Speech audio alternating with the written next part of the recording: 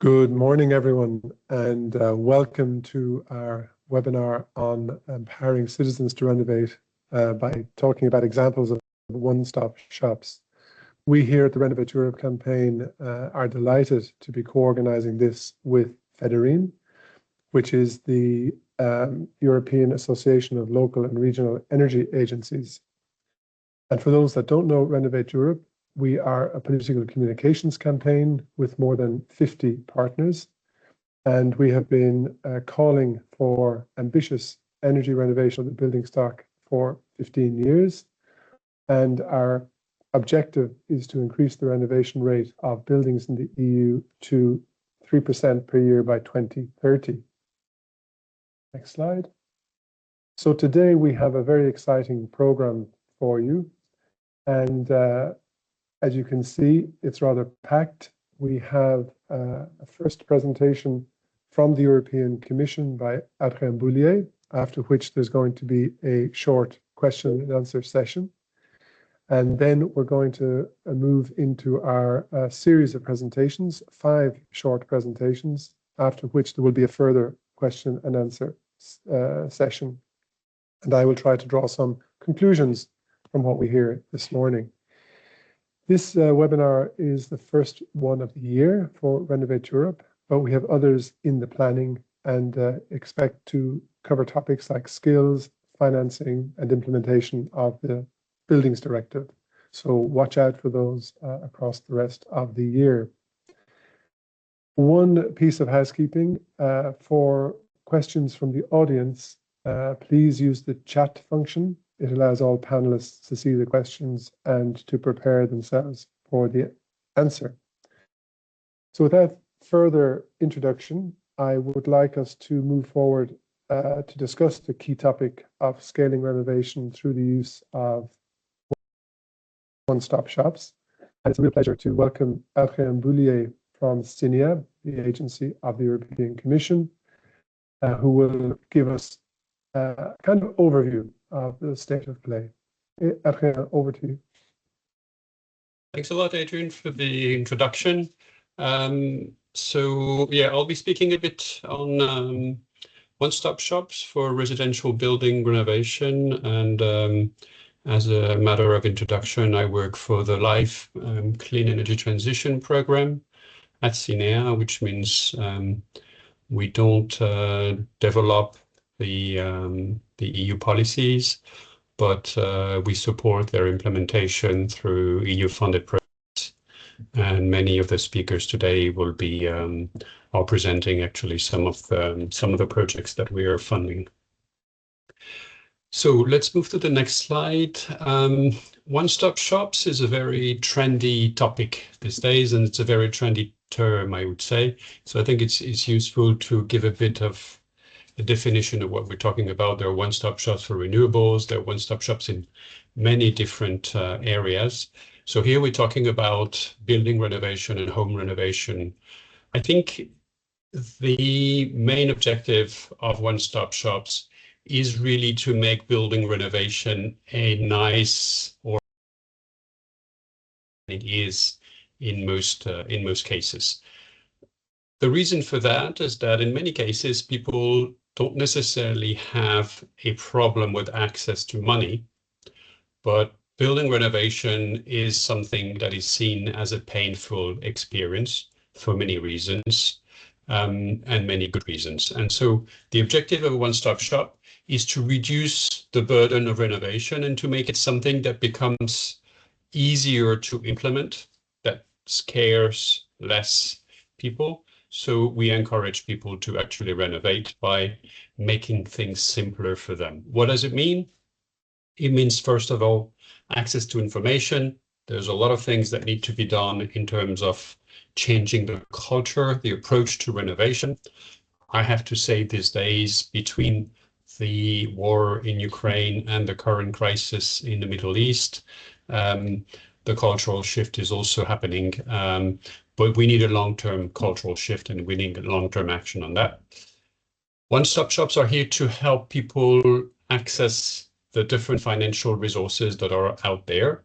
That can be their access to public grants, but also to bank loans. It's also about clarifying who's liable for what in the works. Everybody has stories of a bad contractor doing a bad job and their friend or themselves being stuck with a bad renovation project.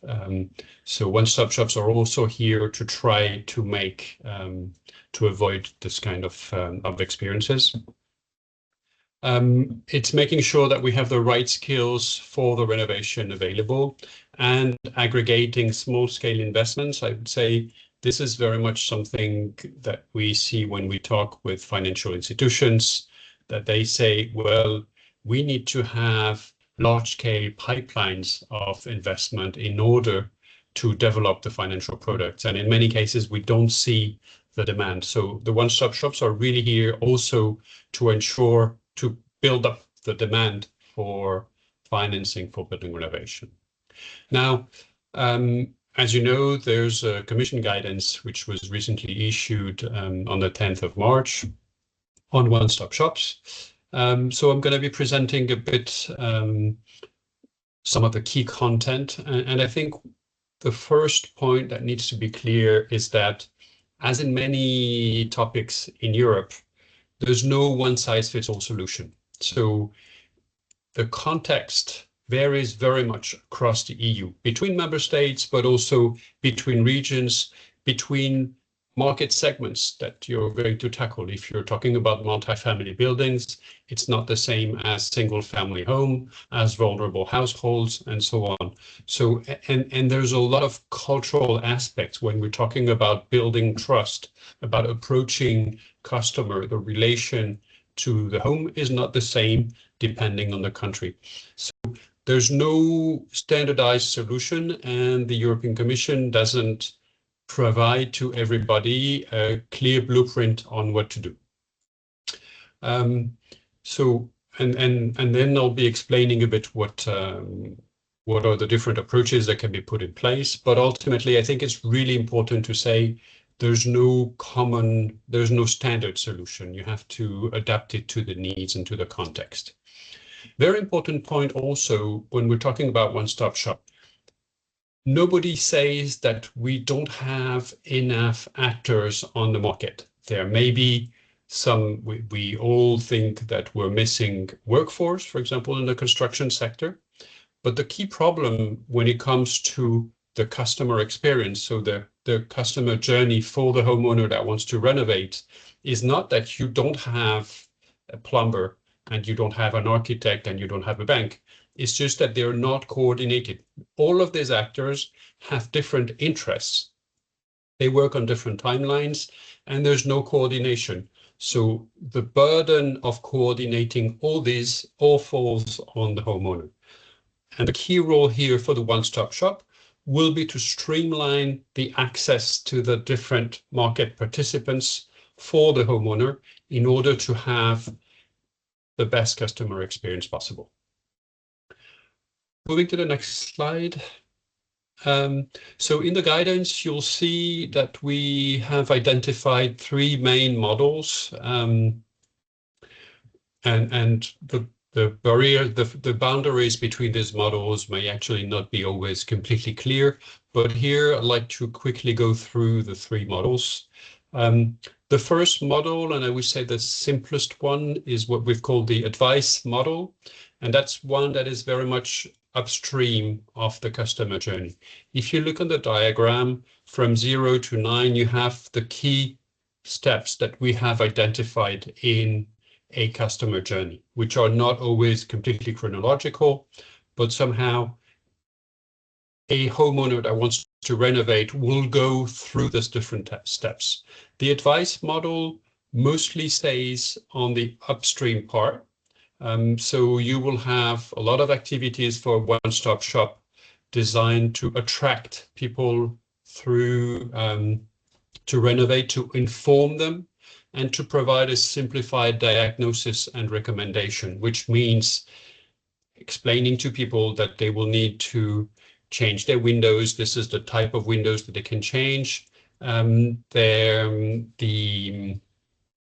that they will need to insulate, that they will need to change the boiler. This is the type of technologies and so on.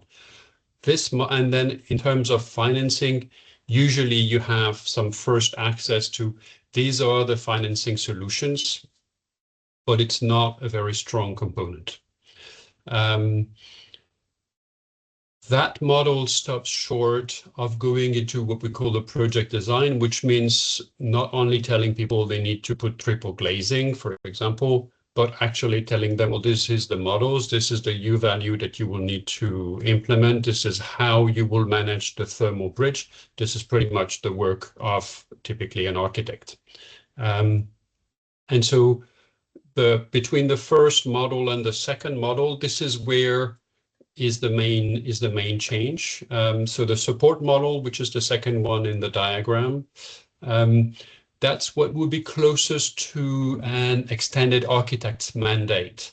So that's basically covering the whole journey of the customer. Now, an architect will usually work only on the building related part and not necessarily on the energy related part. So here, that's why we call it an extended architect's mandate, because the idea is also to include access to finance and supervision of the work and quality assurance. So it's really looking in a holistic manner at the needs of the homeowners, but remaining in a role where you support the homeowner. You're an advisor to the homeowner, but the one-stop shop is not taking responsibility for the sorry, I'm disturbed by the chat. The homeowner is not, the one-stop shop is not taking responsibility for the works. And that's what happens in the third model, which we've called the implementation model, where the one-stop shop will again take care of designing the detailed renovation measures, but also will carry out the renovation works themselves. Whereas in the support model, the one-stop shop will help you select the companies, will help you supervise them, but will not do the work. In the implementation model, the one-stop shop is taking over that role, which means they are designing, but also implementing the work, and they are guaranteeing the quality. That doesn't necessarily mean guaranteeing the savings, but guaranteeing the quality of the works. And within that model, the financing part is something that is a bit of an add-on. It's usually not found in the advice model, but in the support model and in the implementation model, usually you will have also support to build up your financing plan. So look at what are all the different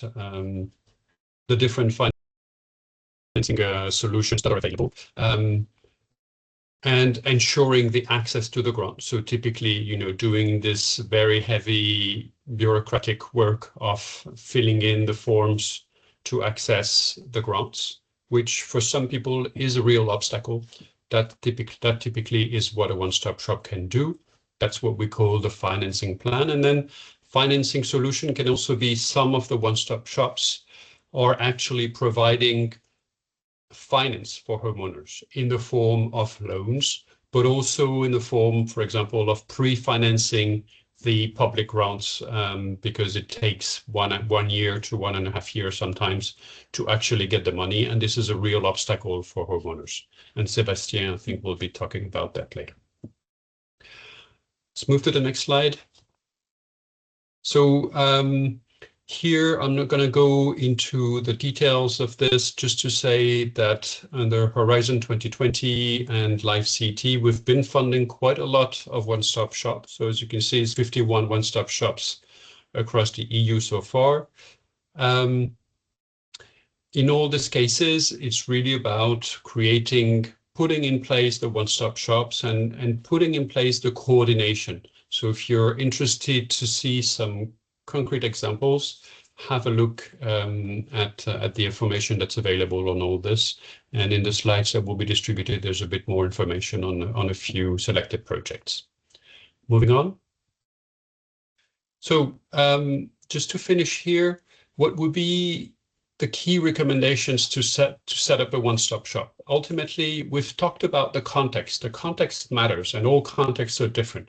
But in my view, size is also very important, and the vision for the one-stop shop.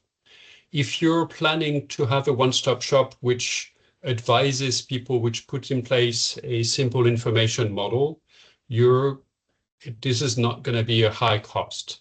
But the level of investments for each renovation will not be this, will be rather shallow. Whereas if you want from the start to deliver deep renovation on single family homes, for example, where you know that you will have very high investment costs every time, then you need to assemble a very qualified team with you need to have people who have architecture skills, who understand customer engagement, who understand access to the different financing schemes with the banks and with the public grants. And all of that needs to translate into the territorial scope. You can't deliver a very comprehensive set of services for 20,000 inhabitants. That's just reality. You need to have a large territorial scope because there are not that many renovations happening every year in a municipality with 20,000 inhabitants. So that's why I think it's really important to have an idea of what is the critical size of investments that you want to deliver and what type of investments, because the transaction costs will depend, and they will be the same if you're talking about talking to one homeowner to deliver 10,000 or 50,000 euros of investment is the same. So yeah, this is really a balancing act, and I think that's why I'm saying vision is central. I think if you're planning to set up a one-stop shop, you really need to start from what is it that we want to achieve on this given territory, and what is the best way to achieve it. And in many cases also, if you want to deliver simple renovation, you don't need a very detailed, a very comprehensive service. If you want to deliver deep renovation, then it makes more sense to have a comprehensive service, but it's also more worth it because the mass of investment will be higher. One point which many one-stop shops are bumping on is the fact of acting as a commercial entity. Let's be honest, if you want to implement something in the support and the implementation models, at some point you will be acting as a commercial entity. It's very likely. Whether you're actually or potentially, that is going to be an issue. And so I think it needs to be factored in from the start. Now, if you're a private entity from the start, that's not an issue. But in many cases, we see public authorities working to set up one-stop shops, and that can quickly be an obstacle. The key point here is that the one-stop shop doesn't necessarily have to be in competition with the existing actors, but rather in complementarity. So you're not going to take all the work of the architects and the surveyors and the plumbers on your territory, but actually you're going to be working with them in partnerships, in subcontracting, and so on. A key point, in my view, is also to be aware of the added value of the one-stop shop, not just for the homeowner, but also for the supply chain. For many small companies in the construction sector, the cost of preparing quotes, talking to clients, revising the quote, and so on, is very high. And the one-stop shop can take that off from them. So it's really reducing their transaction cost, giving them access to an increased volume of work, but also standardized work where they talk to professionals, not to homeowners. And many contractors will say, it's much easier for me to talk with somebody who's, who's a professional in the construction sector. We speak the same language. It's fast. We don't need to explain everything. And as we know, we're lacking workforce in the construction sector, so we can really make a difference. Last point, one-stop shops, I think, as we're putting it, can be a very effective instrument for accelerating home renovations, but they have a cost. And so how you finance that is also is a really important question. So here, I mean, customers can pay a share of the cost. That actually makes a lot of sense. And that will really depend on the setup.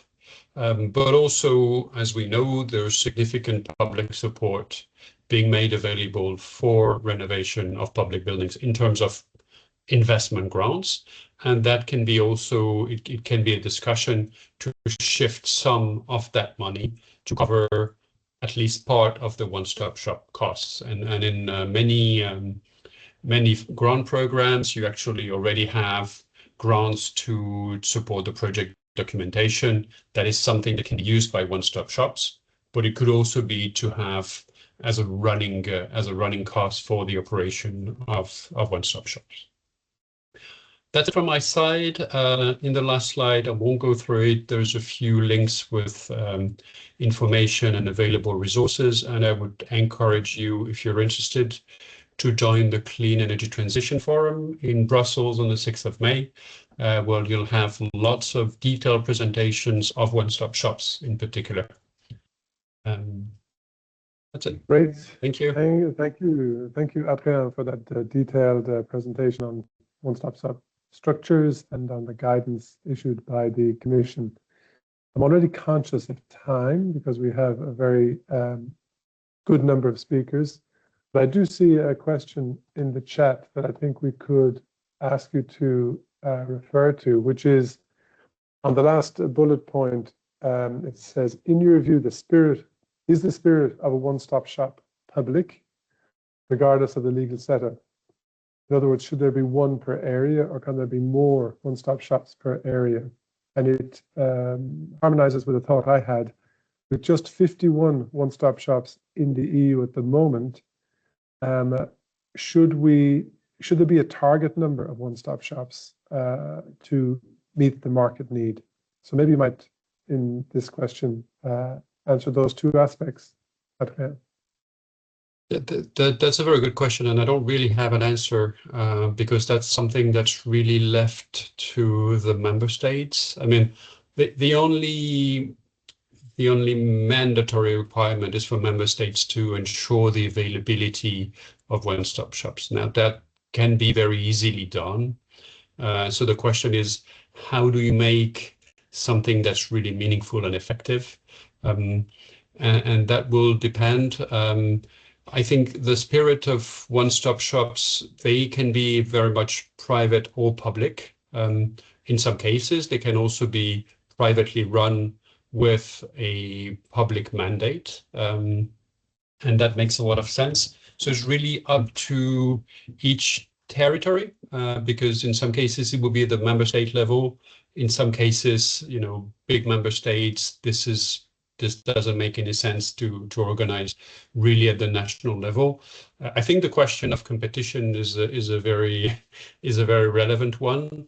Again, it will depend on what type of services they are presenting and what is the size of the market. So there's no a priori answer on all this. It's really, in my view, we're proposing to the member states and the regions and the provinces a vision of what they could put in place, but how to put it in place is really up to them, and that's very much a subsidiarity principle. Well, that's a very good link to the speakers that are about to come, because we're going to hear about actual one-stop shops in action across a number of member states. So Adrien, maybe we'll move on. Thank you for the intervention. I hope you can stay with us in case there are further questions in the longer Q&A session in about 40 minutes. Thanks again.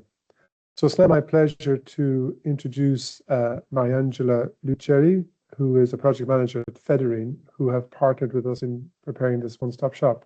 Maria Angela, over to you. Hello, good morning, everyone. Apologies.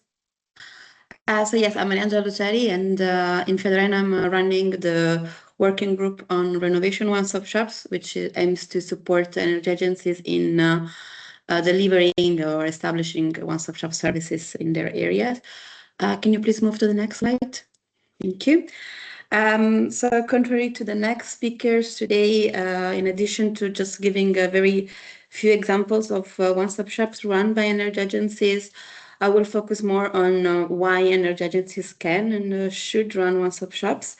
First of all, what they are. They are non-profit entity with a strong anchor to the local and regional authorities where they are located. They are closely connected to the local communities, the citizens, and the businesses in their territories. And because they don't pursue any profit-oriented interests, they can also provide independent advice to homeowners, or in any case, to people and organizations seeking to renovate their buildings. Next slide, please. So quickly on the recognitions and mandate that energy agencies had by European policies over the years. Particularly, they were nominated in the Repower EU plan by the European Commissions, as the European Commissions in the plan requested member states to promote the development of regional and local energy agencies as single entry point for energy projects. Of course, considering the scope of the plan that was mainly meant in the direction of driving energy security. Then in the European Energy Efficiency Directive, the directive recognized energy agencies as a key supporter of local and regional authorities, particularly in establishing and implementing energy efficiency measures in sustainable energy plans, also serving the purpose of one-stop shops. And in this directive, the Commission also invited member states to create supportive frameworks for market actors, including energy agencies, to create one-stop shops or similar mechanisms. And finally, in the Energy Performance of Building Directive, I'm sure you're very familiar with it, the Commission mandated member states to ensure that one-stop shops are set up across different criteria, covering ensuring territorial coverage. So, for instance, 80,000 inhabitants or per region and so on. And this is something that energy agencies already cover because they already have a defined scope within a territory, but they also have the capacities and knowledge to provide one-stop shop services. Next slide, please. So we also believe, of course, as Federation of Energy Agencies, that they are uniquely positioned to meet all the requirements set in the guidance for one-stop shops that Adrian just presented, because they act as facilitator and innovators while delivering social, economic, and health benefits. And they also support the creation of clean jobs and a stable long-term energy transitions despite or beyond short-term policies.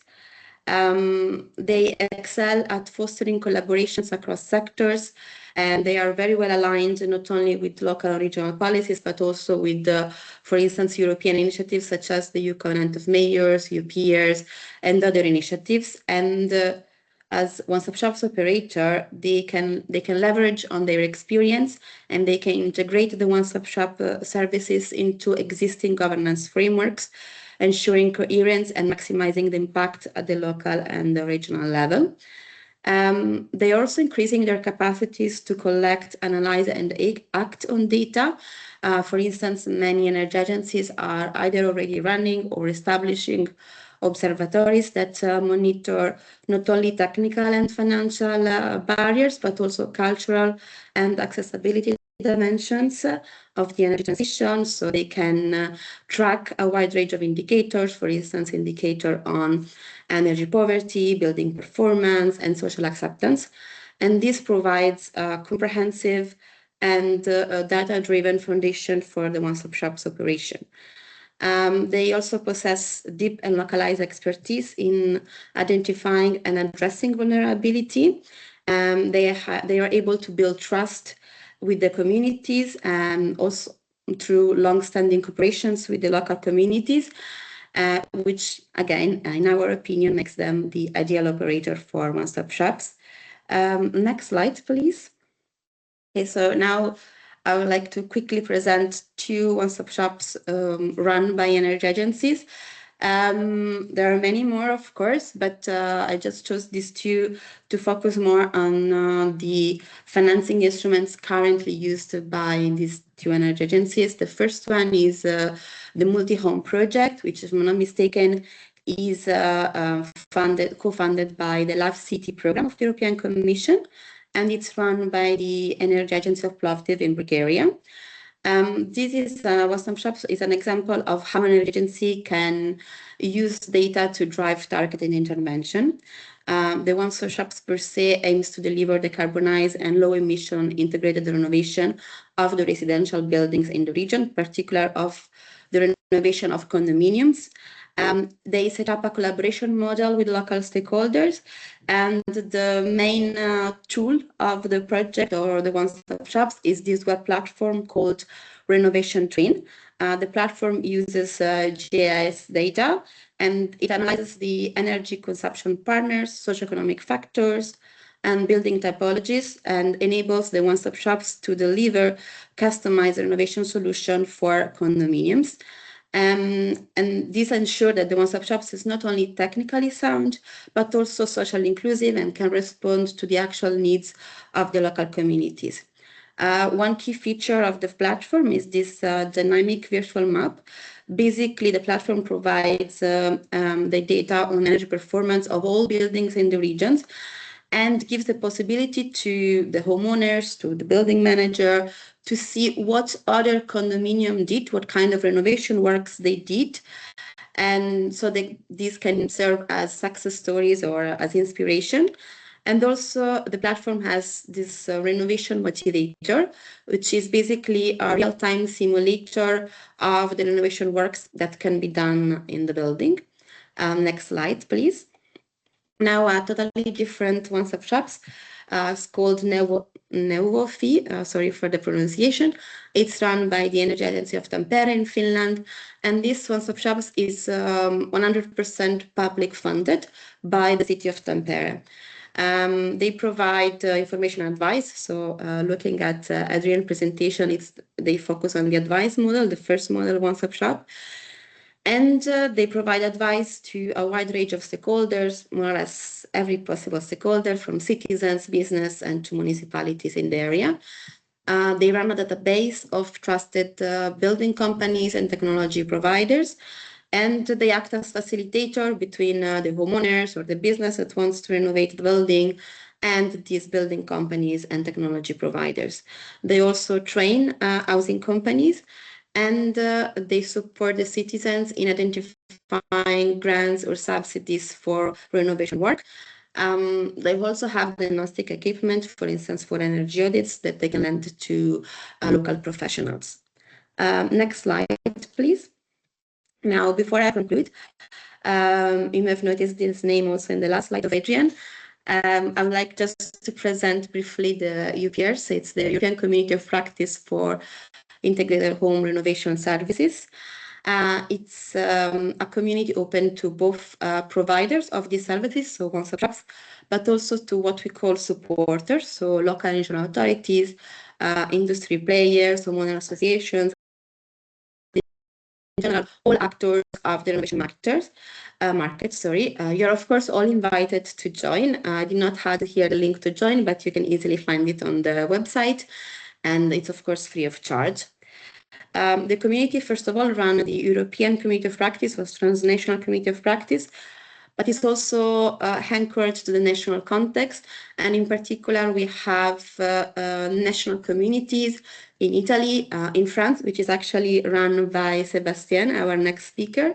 And then we have communities in Spain, Ireland, Hungary, the Baltics, Belgium, Germany, and hopefully we will work soon to develop new communities in Poland, Slovenia, and Croatia. It's a community of practice, so we offer, of course, capacity building, networking opportunities, peer-to-peer exchanges between the members of the community. We also try to give as much as possible visibility to the one-stop shops and their results, but also we try to support the one-stop shop movement in Europe. First, by supporting the creation of new one-stop shops, and also by talking with you and the national policymakers and market players to create enabling conditions for one-stop shops. Next slide, please. So to be able to support the one-stop shops movement, of course, we need support. And so I kindly ask you to please fill in this survey. As you see, the deadline, it's in a few days. We are currently running the surveys to collect the impact on one-stop shops in their territories, so for the implementation of local and regional policies. But then we will also use the results to understand the collective impact of one-stop shops on the implementation of European and national policies. The survey is not only for one-stop shops, it's also for what I mentioned earlier as supporters, because we also try to investigate what are on one side the enabling conditions favoring one-stop shops movements in the territory, and the other side what are instead the challenges that prevent one-stop shops creation. Next slide, please.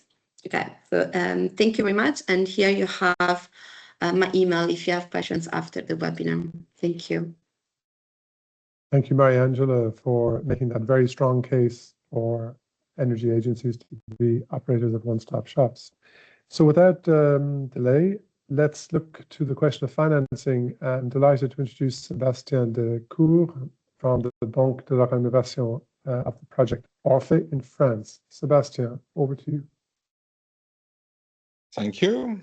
So I will speak today about third-party financing integrated home renovation services.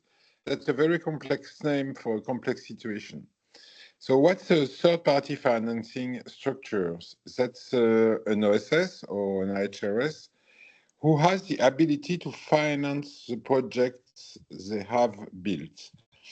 So it began 10 years ago in France with a special law for that to allow this structure to distribute credit to the customers. And it developed quite well with the Orphée project, which was funded by and financed by the European Union, by CINEA. And within the Orphée project, we decided to establish an association of this structure, which is called Séraphin. And Séraphin has the objective to put quality in the center of the problem, because quality of the renovation is all over Europe quite a problem and is absolutely necessary if you want to finance people, because a large part of the financing from people is coming from the savings in terms of energy expenses. And from Séraphin, we moved to EUPS, so I spoke about it. EUPS 1, EUPS 2 is coming, and I will speak very briefly at the end of today of the FEDO project, which is a renovation bank, so a bank dedicated to renovation that we're establishing now in France. So next slide, please. So what is the journey of a renovation customer? It's very complex. I mean, he has to integrate a lot of data, of infos. He has to learn, he has to understand what the people are saying, and so on and so on. But the main factor which is blocking the decision of the homeowners is the financing. Because two things. The first thing, they have absolutely no idea of what they are paying for, because it's big, it's things that doesn't know. And the second thing is that we made a survey in France. More than 2/3 of the household doesn't have access to long-term loans. Why? Because they are old, because they are sick, because they don't earn enough money, or because they are already indebted. So that means that 2/3 of our market is now blocked by the lack of financing. That's where the third-party financing structure are coming in. So to come back a little bit to this journey, you can see on your left in red the homeowners. So they're asking for renovation, they doesn't understand, so they need to have trust in a structure. And this question of the trust is totally essential, is totally in the center of our problem now, the problem of renovation of the buildings in Europe.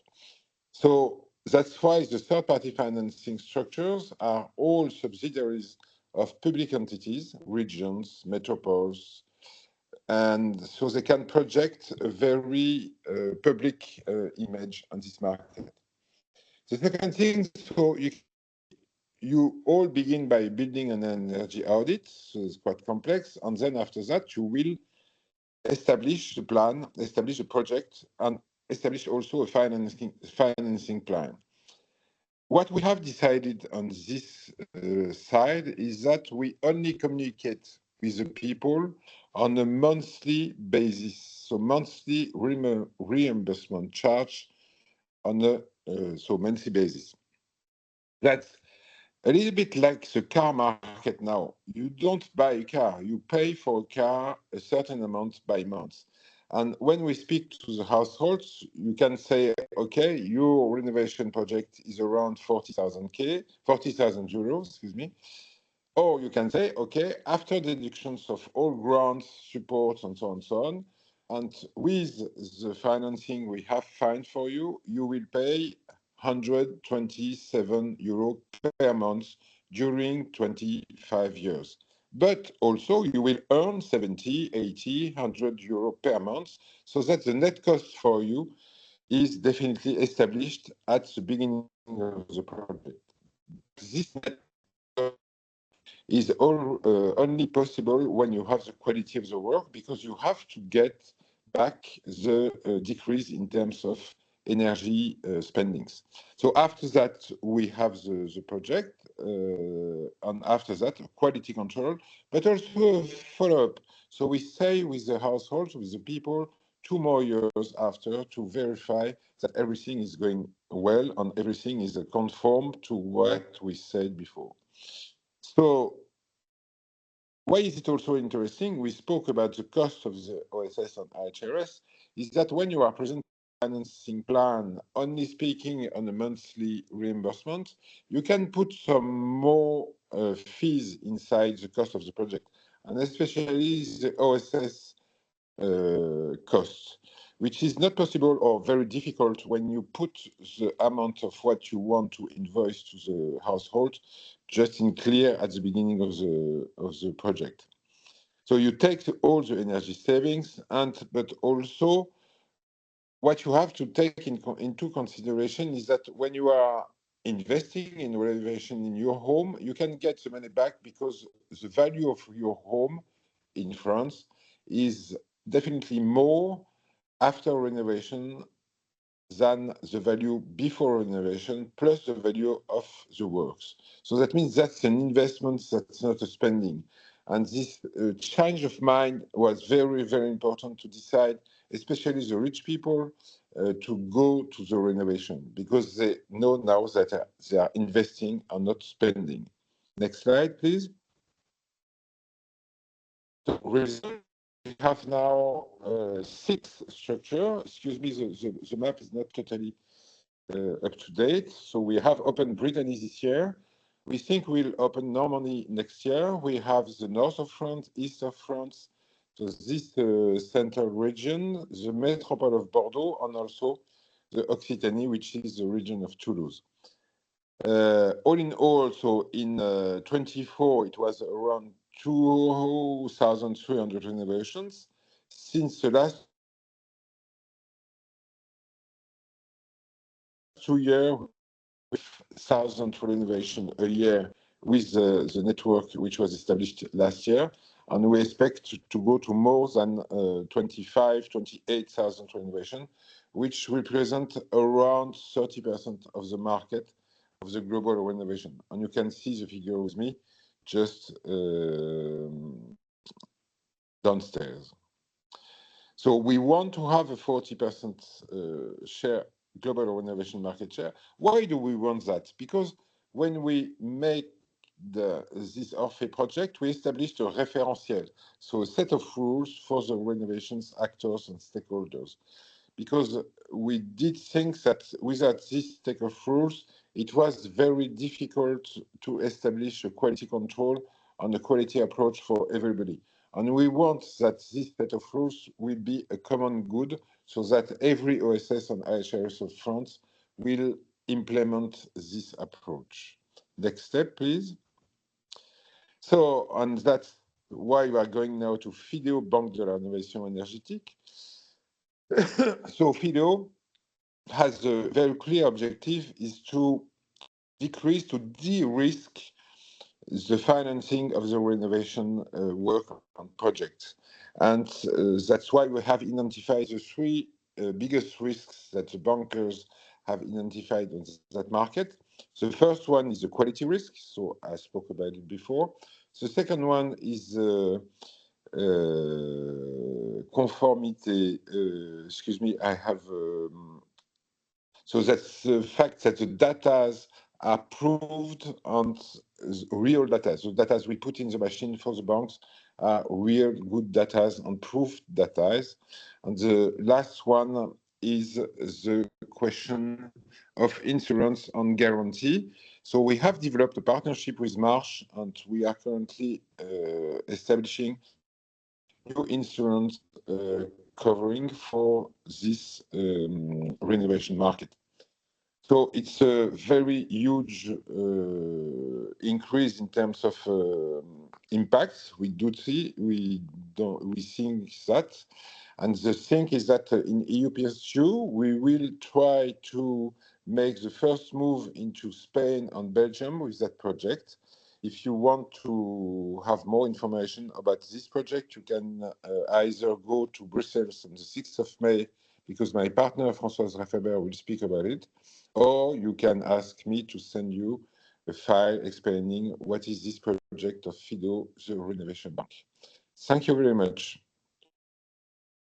And thank you, Sebastian, for that impressive presentation of what looks like a really great financing model and a serious ambition to have 40% of the market by the end of this year. So moving on, it's my great pleasure to now invite Anna Tisov from Slovenia to give us a presentation on the experience they've had with their project Renovate. Anna, over to you. Thank you so much, Adrian. And thank you to all the speakers prior to me to show how advanced it can get once you are a few years in the one-stop shop journey, that any action you put in kind of results in a positive impact. And slowly, we're building stories in different European countries. And I will focus in my presentation on one-stop shop experiences in Slovenia. So I'm Anna Tisov, and I come from the Institute for Innovation and Development of University of Ljubljana. And we are the coordinator of a live project, Renovate. And just to give a bit of context, that it's same situation as elsewhere in Europe, and that's why we need one-stop shops, basically that despite the different fragmented services in place and the different incentives, the renovations are not happening at scale unless you are so far in journey as in France with FEDARENE. And Slovenia is no exception. So we started in Slovenia and Renovate with an understanding that comes from previous projects we were involved in, where we were developing one-stop shops in the Netherlands and in Spain. And that's the fact that residential building renovation is a challenge of a complex local network organization. So it's not only about the simple one single technical intervention, but it's about the complex project that involves various actions across the renovation journey. And in that complexity, many people do drop out. So in that respect, in Renovate, we wanted to start with organizing the system. And next slide. Yeah, so we didn't start from nothing. It's solely a Slovenian consortium. So we really use the one-stop shop live opportunity for projects and really said, okay, we want to pilot for the first time one-stop shop activities in Slovenia. And we started in November 2024. So we are just halfway through the project. And we started by building upon the existing ENSWET Energy Advisory Network. So it's an energy advisory network that is as part of the main Slovenian public fund, Eco Fund, that's already providing subsidies and green loans since 1993. And back then they started with 6 energy advisors, and now we have 60 energy advisors across Slovenia. You can see up on the map.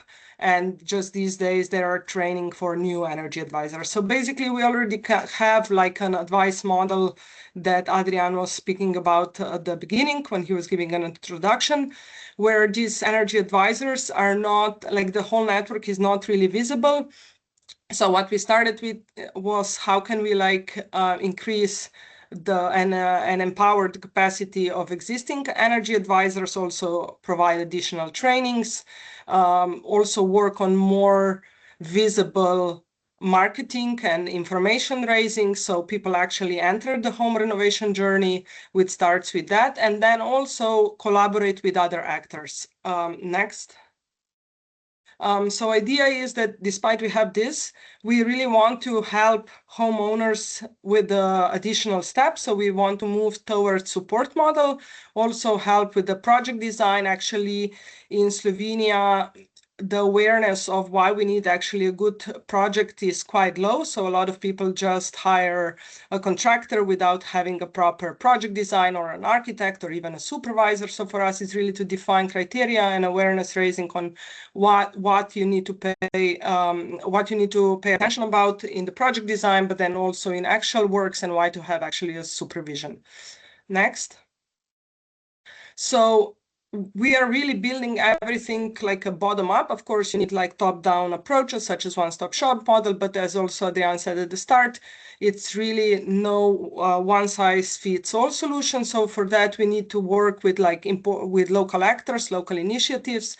And within this project, we are piloting into 3 municipalities. It's Ljubljana, Kranj, and Velenje. So these municipalities are also part of the 100 Mission EU initiative. So they already show they have a motivation for decarbonization. And even though they are like a municipality, they really came with this political will to help also private homeowners, so to enter the residential market and act as, for us, they are really the intermediary link, so the trusted link that connects the demand and supply side.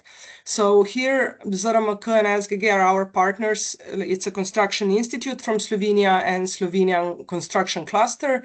ZRMK is also present in another project called Bushros, where they are developing trainings for one-stop shop profile. So it's not enough to just give a homeowner's energy advice, but how can we also support them with more economic skill, legal aspects of home renovation, and also, as we heard, about the social skills. Because ENSWIT also supports energy vulnerable households. We have really good program for energy vulnerable households, but again, like then the communication is crucial and social skills. Again, through the consortium, we also cooperate with banks. We heard before about the pool of contractors, construction companies, so really of the commercial actors that actually do the renovation, as well as with architects. But the question is also, again, who is qualified and who is verified and how to do that. This is also one task. Next, please. So to start with, we really took time and developed a home renovation journey for Slovenian context. So we went into the different steps of the customer's journey. So as I shared at the start, it's not about the single action, but it's about the process. So we want to see on where homeowners or citizens drop out of the process and how can we then address better these different steps from the information raising to the in-use phase. And as shared, we are working with public intermediaries, municipalities, public eco-funds. So we don't really provide renovation services, but again, how can we be the facilitators building the ecosystem of the different actors that start talking same language. Next, please. So here is just an example of the different activities we are doing in different steps of the customer journey. So basically this shows that trust is local. So we heard about it today, like we are really looking on how can we bring homeowners in places such as home fairs. Then we make publications in different various magazines.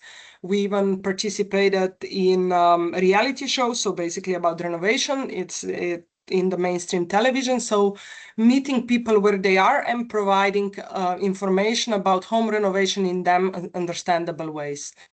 We also went already into several multi-family buildings. So we are giving their lectures on why to renovate, what are the added benefits. We are a lot collaborating also with condominium managers. So really kind of building, increasing that information and awareness raising, because without that, you really don't have demand, as we also addressed today already in previous presentations. Next, please.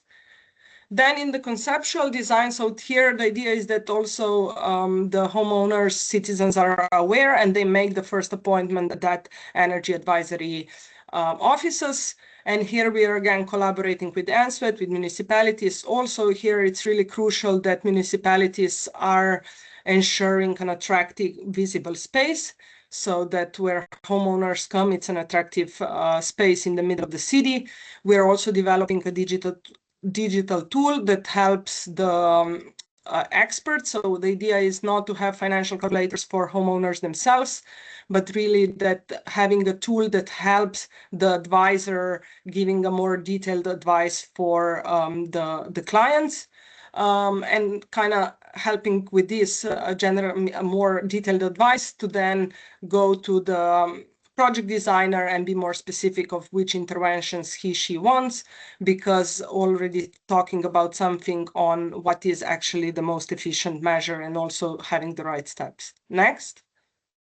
Then on the planning phase, we are again helping a lot on the financing side, so giving information about the available financing mechanisms, subsidies, grants, loans, also talking with banks, like what are also on the commercial side, possible mechanisms, and then on the technical aspects, also providing step-by-step guidance on which technical renovation steps are smart to be taken first, so you don't just change windows if you didn't insulate the facade first or the wall. And then where we are at the moment, and this is also how we equip till where we equip homeowners. Next is on the decision making.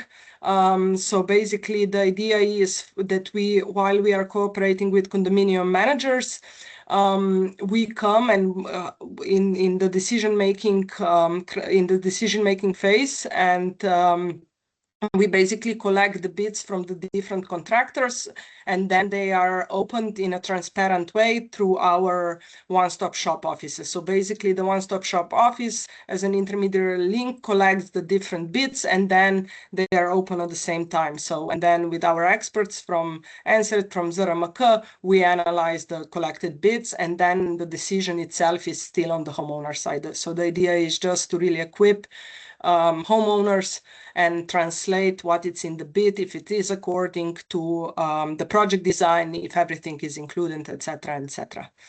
Next, please. Yeah, so with this, I'm coming to a conclusion that we really see as one-stop shop as local energy libraries for the Green Deal. And here we want to do this analogy that libraries are also not really profitable, but they are trusted knowledge hubs and a place where citizens can get clear guidance. And then in same way, looking at the one-stop shops, they can really become a public service infrastructure for the green energy transition. Supporting citizens from questions to renovation, and then connecting information, financing, and implementation. So in that way, we become like a trusted local hub. Next. And this is what we're already piloting in those attractive spaces across our pilot cities. So basically, the main idea is really to help citizens in these municipalities with advice, simple diagnosis, clear options, enabling, so as said, really building trust, supporting access to financing, decision-making, especially in the multifamily buildings, with project preparation support, again, talking about which criteria they need to really take into account when talking with project designers, and then with contractors, same as for supervision.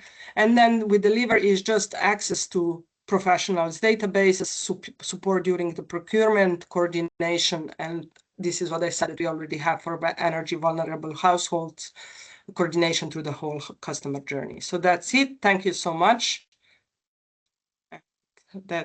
And thank you, Anna. Yes, as commented in the chat, an absolutely brilliant journey graphic of the customer journey. and thank you for explaining the approach taken there in Slovenia.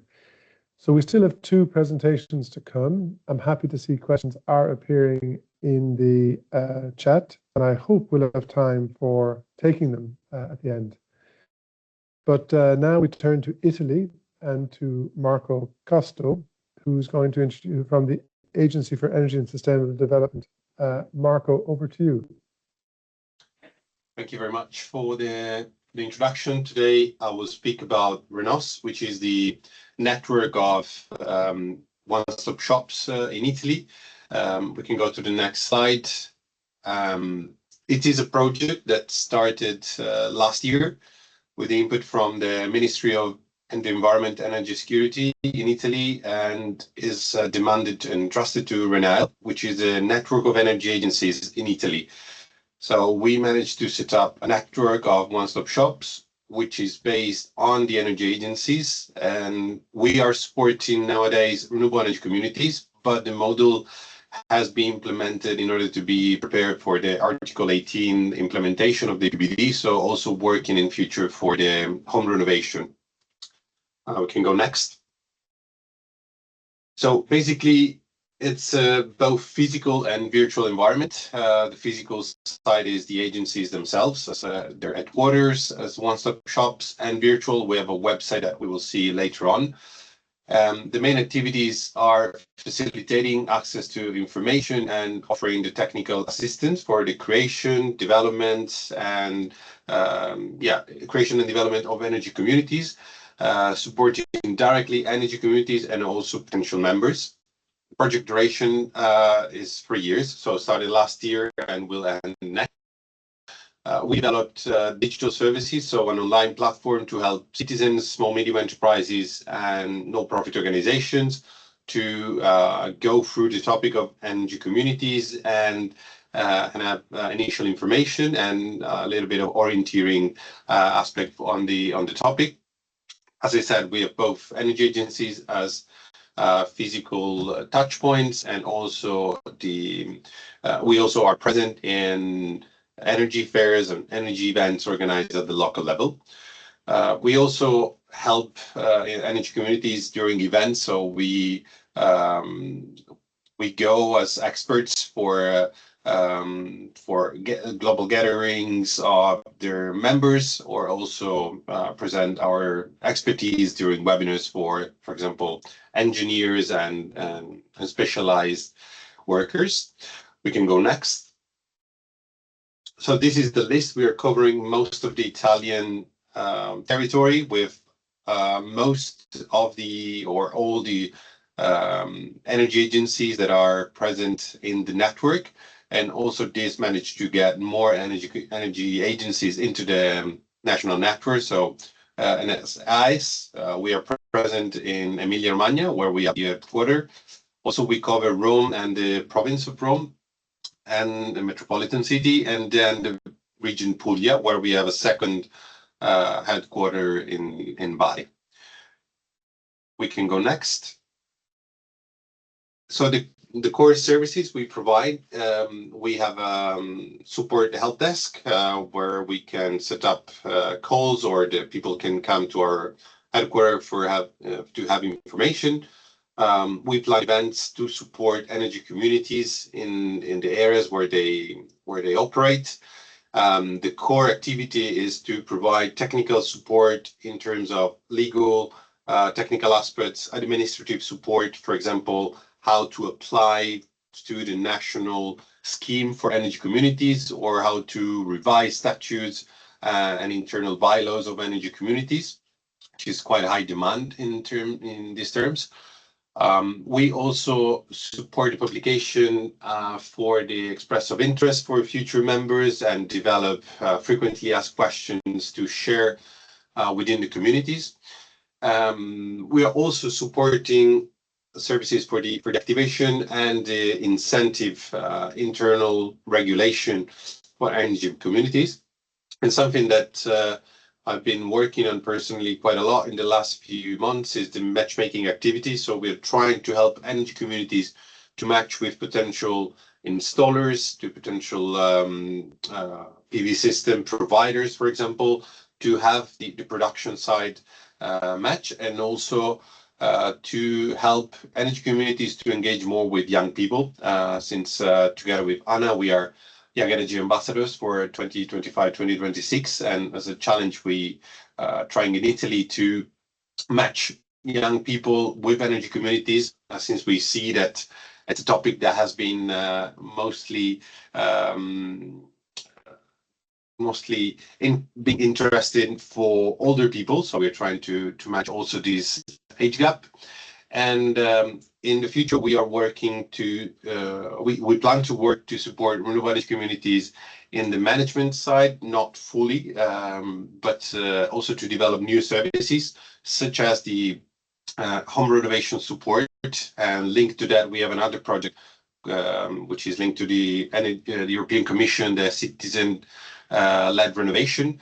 And we're already piloting 4 energy communities that will support home renovation for their members, especially with the purchasing group, purchasing club methodology. We can go next. This is a glimpse of the website that we developed, something that was intended to be not only a landing page with information, but also something more useful and hopefully modern as well. So we try to introduce the AI model, so a sort of evolved chat that could give information on basic questions for a person that is interested, or a public authority interested in the energy community, and try to give as much as institutional answers as possible without having hallucinations or inventing answers, which is quite delicate in this kind of very niche topic. And also we developed decision tree that can help the citizen, or the public administration, the small medium enterprise to orientate themselves in the energy community field. So with binary questions and yes and no's, they can go through the potential framework for themselves in their context. So for example, a citizen can understand better if they live in a condominium, if they can be part of an energy community, or is it better another scheme for them, or in their area there is for example a national scheme, a regional scheme to get more financing support.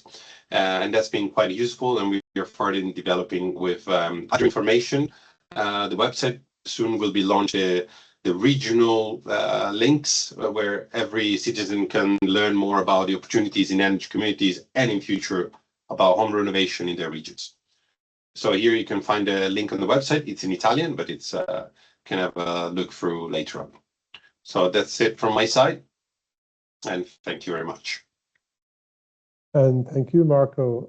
Yes, sounds like a very promising network, and I noted the very substantial geographical coverage across most regions of Italy. So moving on to our final presentation, I'm delighted to introduce Sveta Naniova. She's Executive Director of BACC JSC, who is a partner of our national partner in Bulgaria, Renovate Bulgaria. Sveta, over to you. Hello from me. I'm the Executive Director of Bulgarian Austrian consultancy company that is acting also as one-stop shop in Sofia, in close cooperation with local authorities. My presentation shares an example from Sofia on how our one-stop shop supported renovation under the Bulgarian Recovery and Resilience Plan. The focus is very practical. What happens when responsibilities are shifted to citizens, and how our OSS managed to help. I'll briefly cover the policy change, the problem it created, and how the one-stop shop model addressed it. Next slide, please.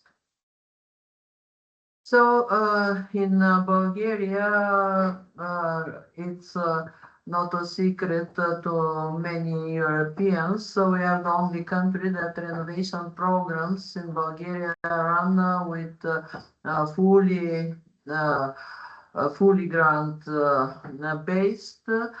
Therefore, the municipalities effectively act as one-stop shops, in fact, managing everything on behalf of homeowners. And under the Recovery and Resilience Plan, it was supposed to have a significant change. 20% co-financing requirement was introduced. And more importantly, a lot of responsibilities have been shifted to homeowners. Now they have to make financial decisions, to understand technical documentation, organize collectively. And the key issue is that responsibilities were transferred, but capacity was not. Next slide, please. So what is the core problem? On paper, this model assumes that homeowners can act as project developers, act collectively and manage complex processes. In reality, they lack technical knowledge, they are not organized, and they are reluctant to pay for professional services. This creates a bottleneck. People want renovation but cannot navigate the process. So we see a structural mismatch between policy design and real capacity. Next slide, please. Next slide, please. Hello? Do you hear me? Yes, we hear you, and we can see the slide. Our own one-stop shop actually fills exactly this gap. We provided integrated end-to-end support. This included all technical services which were necessary and required, energy audits, technical surveys, house passportization, and so on. We provided organizational support for setting up homeowners associations. We provided full administrative guidance. Also participated in General Assembly meetings, help decision making, resolving disputes and problems, prepare all documentation, support implementation, and quality control. In essence, we are acting as the missing intermediary between citizens and the program. Next slide, please. How the model worked in practice. This work is intensive and hands-on. It requires lots of expert capacity. And it was only possible because we combined EU funding from LIFE program within Share and Off Plus project, and we offered integrated service delivery, partially requesting payment for some of the services. This enables lower service costs and attractive to customers, attractive prices to customers. So we encourage them even to collect offers from competitive businesses to make sure that they have really advantageous offers. We fully subsidized only energy audits. For the rest of the services, we requested payments at different levels. So our key message here we want to pass is that the EU support made our one-stop shop services affordable and workable. Next slide, please. The results clearly demonstrate the impact from our services. 67 applications have been submitted from Sofia, and 43 of them were supported by our one-stop shop. These 43 came from only 5 municipalities within which we worked, and in Sofia there are 24 districts. Actually, we managed to support and submit 67% of all applications from Sofia, regardless of the fact that we are a very small company.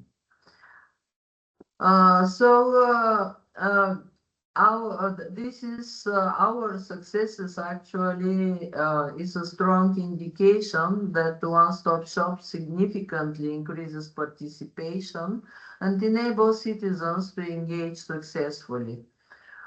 And our policy implication is clear. One-stop shops should not be optional or project-based. They should be formally embedded and financially supported within national programs. Next slide, please. Thank you for your attention. I'll be happy to answer questions, if any, or discuss how this model can be scaled or adapted. Thank you. And thank you, Sveta, for that clear presentation on the situation in Sofia and its clear impact in participation. So indeed, we now have a little over 10 minutes to have an exchange with the speakers, whom I asked to turn back on their cameras and be prepared to answer. And thanks to the audience for putting in some good questions in the chat, which you can still do, by the way. So I might start with one that I spotted a little earlier, which said, and I don't know who wants to take this one, but it's from C maybe.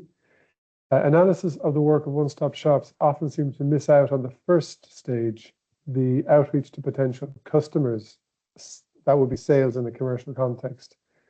He says, or she says, this matters not least because the services need to match the targeted customers. Do the studies or case studies presented today consider this aspect? In other words, how do you stimulate desire among homeowners to seek out one-stop shop services and take on the journey? Who would like to maybe speak about that? I can start, and maybe if anyone wants to add. Please, Anna. Yes, go ahead. Yeah, so as I showed in the information raising part, that we are really like trying to come to the places where people are, and even if that's like using the mainstream television, like commercial one, and speaking in language that could be considered more marketing. But I think sales in this context are more or less about like commercial marketing for us, but more about like building trust and relevance. So in that way, for us, we are really linking this effective outreach with trusted intermediaries. So really looking on the way that they are already communicating. So from municipality sides with their citizens and equipping them with more marketing skills or like better communication skills that are understandable to homeowners in their language. So not to use like jargon or expressions that are not understood by citizens, but how can we come like to meet them where they are? Basically, that's the whole motivation or mission behind our communication strategies. And do any other speakers have a similar experience? I suppose the question is, how do you market the existence of the services? Or has the Commission thought about this one?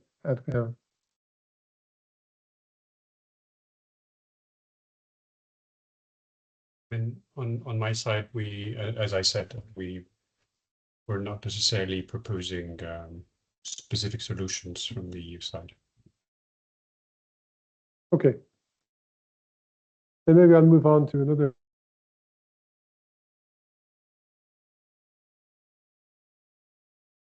Oh, I don't. Can you hear me now? Sorry, I had a little glitch. Just moving on to the next question on financing. Comes from Jolene Scorel. Sebastian, you might have seen it already. But the question is, how do you convince your authority of financial markets to take into account the savings that are going to arise from the works? And what is the payback period for the authority? Jolene says it's 8 years in the Netherlands. And is this still a personal loan of the homeowner? Sebastian. Thank you, Dorian. So this negotiation with the banking authorities in France, but also in Europe, was based on the amount of capital we could put inside the third-party financing company.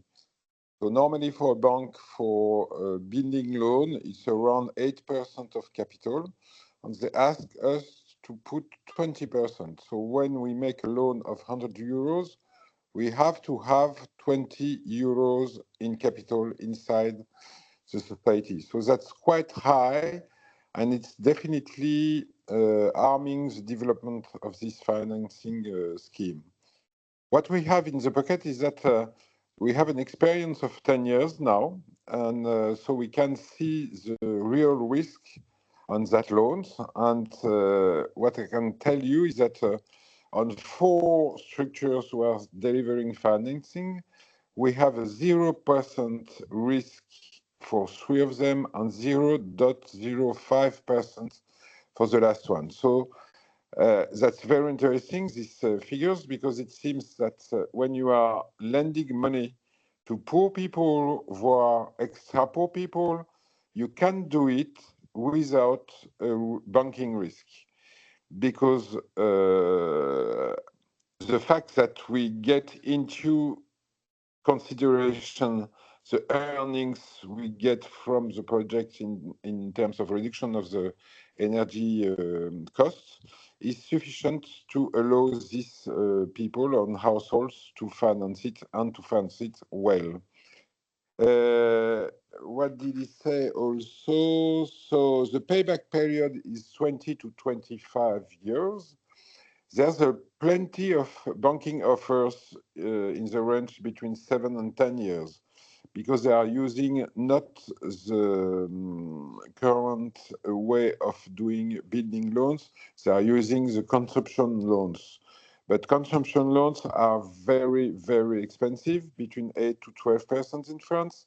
And we can deliver credits at 3.5, or we can use also the French authorities 0% rate loan that we can distribute.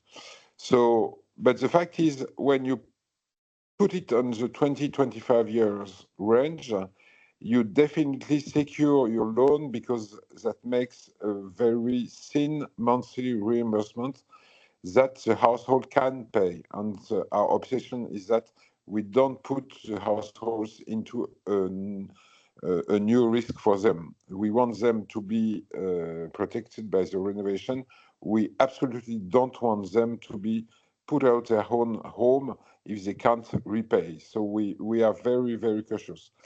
And the third thing is that at every time there is a risk occurring or appearing, we are discussing with the people. We are not letting them, okay, you have to pay, you have to pay, you have to pay, and I will take your home from you. No, we are discussing with them. We are understanding why they are in this mess, and we try to organize the things so that they can overthrow the problems they have experimented.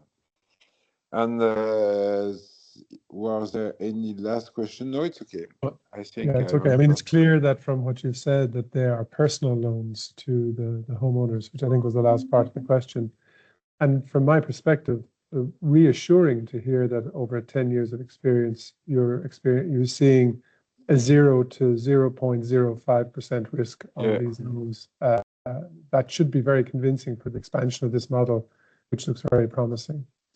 So and the moving last on, thing, perhaps, Adrian, if I can add something, please. is that we are currently discussing with you, not with you personally, but with SINEA and with the EU, but also with the EIB and the French authorities to establish new guarantee funds so that we can take a little bit more risks, because we could guarantee people who are not allowed normally to have a loan. And that's a project normally which is coming in 27, I hope so. And that's very exciting because I think it's a definite trigger to have the capacity to lend to people who are totally concerned by problems of energy savings. But more news a little bit later. Thank you, Sebastian. I see Sveta would like to comment. Please. I have a question to Sebastian. What collateral do you request from homeowners in multifamily buildings, and do you require collateral on their part, and what happens if anybody stops paying? So the first thing is that we don't want them not to pay. So we are constructing insurances, we are constructing the guarantee, we are constructing all of that. So that, I mean, at the end of the day, normally that's this 0.05% of risk we have to cope with. In that case, you have two cases. The first one is that the guy is honest, and it's definitely a life accident or something like that. So we discuss with them, we can take the property of the home, but we let the household inside their own home.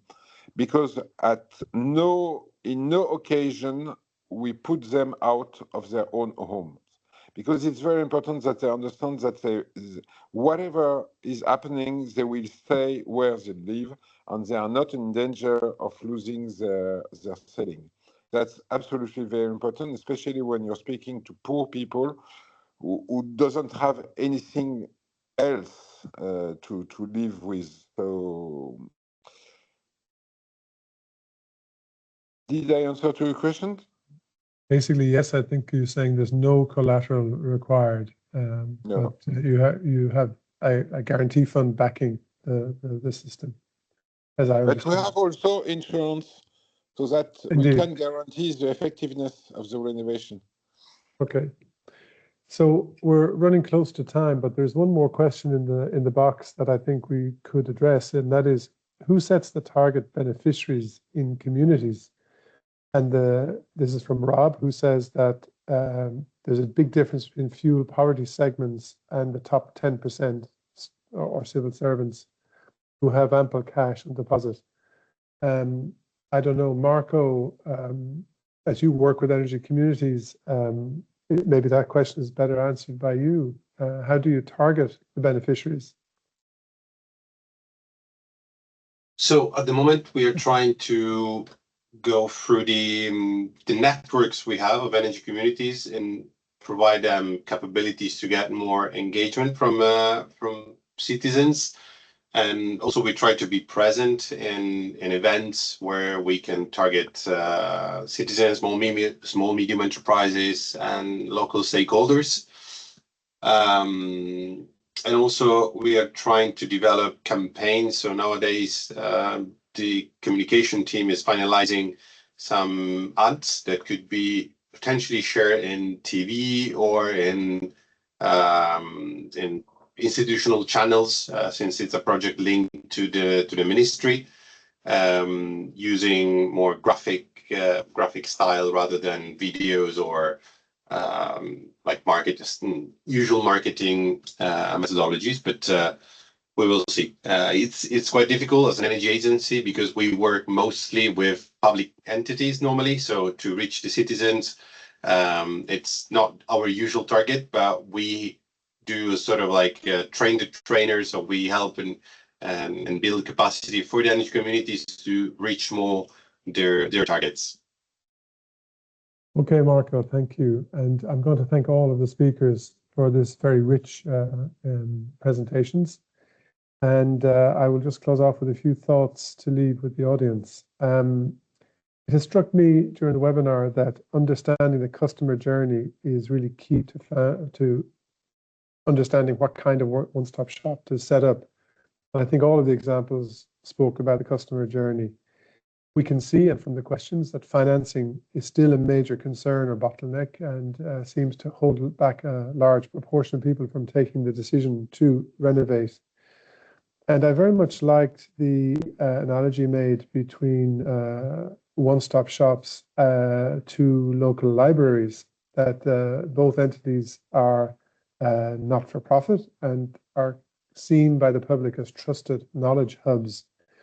And Anna, you said trust is local. That resonated with me as well as a takeaway from today's discussion. And maybe a final thought to recall the invitation to join the EU Peers Community of Practice. I think many of the people on the webinar are concerned about understanding better one-stop shop models, and engaging in that community of practice could be enriching. And so with thanks to my own team in the background and for all the hard work done to make this a successful webinar, I thank you all and wish you a great day. Talk soon.